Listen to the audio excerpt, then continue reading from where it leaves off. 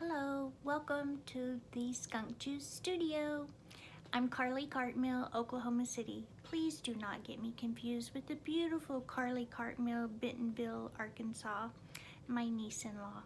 Follow her blog. All right, so I have written 6 children's books, all for you guys. I love them. They're all actual events that have happened to me or someone in my family, and I wanted to share with you. And I thought we'd start with the first book, and then we would go from there. Not all today, but come back, check back. Skunk Juice Studio is here for you. So my very first book is called The Split Pea Soup Caper. What is that about? Well, it was a true story, my first actual story all about me. I had to go to my new babysitter, eat that nasty pea soup, and find out how I got in trouble. So you ready?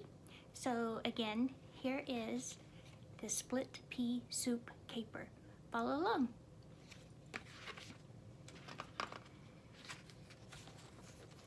I dreaded the first day with a new babysitter.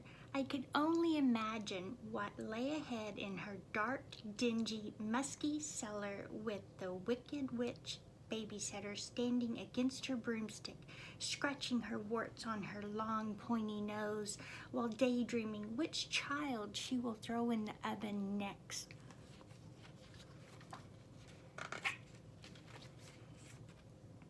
My mom drove our car into their driveway. We walked up to the porch. The old screen creaked open. There she stood, Mrs. Heartpants, my new babysitter. I did not see her broom like I had imagined earlier.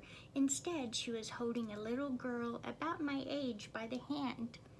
The little girl's name was Deanne. She was holding a doll. I love dolls. Maybe the new babysitter would not be so bad after all.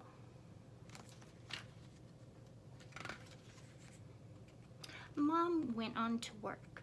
Mrs. Heartpants turned and said, "Okay, everyone, get busy doing your chores." Chores? What, me? Each of us had a chore. I was told to help Deanne with folding the laundry. The morning rushed by. My tummy was growling. I could not wait until lunch. Boy, was I wrong. We sat down for lunch. Mrs. Heartpants put a bowl of something down in front of me. That something was an ugly shade of green. It looked like a grasshopper had thrown up, and it smelled like it too. I shook my head and said, "No way am I eating that stuff." Mrs. Heartpants looked at me and said with a sour look on her face, "You are not to leave this table until you have eaten all of your split pea soup." All I could do was to stare at that giant bowl of green-looking gunk. Well, I figured I could outsmart Mrs. Heartpants. I noticed my chair was sitting next to an air conditioner vent. The idea hit me smack in the head. Why not put one squishy pea at a time down the vent? Then Mrs. Heartpants would think I had eaten my whole bowl of split pea soup. Great idea. Mrs. Heartpants came back in to check on me. She saw I had finished my green split pea gelatinous goop soup. She asked if I would like some more. "No, thank you," I said while I pushed my bowl away. Problem solved. After I performed my little magic trick in making the soup disappear, I remembered seeing a candy dish in the other room. All I could think about was that sweet tasting candy calling my name. My stomach was grumbling the sounds of, "Please feed me." I had just taken the lid off the candy dish when the whole house heard Mrs. Heartpants yell, "Who put split pea soup in my laundry?" I couldn't move. I couldn't even breathe. I thought the peas would be safe in the vent.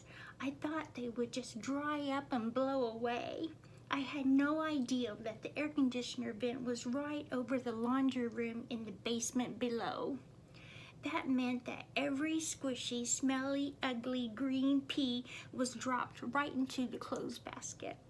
If only I could have disappeared at that time. If only I could have turned into one of those split peas that I was hoping would have dried up and blown away. If only I had liked split pea soup. What was going to happen next? Mrs. Hartpants did not waste any time in calling my mother. She told me to sit at that table and not to move until my mother came to pick me up. I had all afternoon to come up with a good excuse. There was a lump in my throat as I heard our car pulling through the driveway. I could hear my mom's high-heel shoes click on the pavement while walking up to the steps. I quickly buried my head in my arms, pretending to be asleep. I could hear Mrs. Hartpants and my mom whispering. All of a sudden, I heard them both giggling. Maybe, just maybe, I may get out of this squishy pea mess after all. Mrs. Hartpants called my name. I took very small steps with my head hanging down towards my mom, thinking I was going to be grounded or not able to play with dolls for a whole week. My mom hugged me and asked me how my first day was. Whew, I'm glad this day is over, I thought. Just as we were leaving, Mom turned to Mrs. Hartpants and said loudly, "We're going home to dinner. We're having split pea soup." The end. Thanks for enjoying. I hope you enjoyed, or thanks for reading along with me. I hope you enjoyed the split pea soup caper. Next time, we'll do book number 2, which is called Skunk Juice, another true story. So keep reading, wash your hands. Keep reading, wash your hands. Keep reading, wash your hands. Keep reading, wash your hands. There we go. So I'm sending love and hugs. Thanks for joining me. See you later.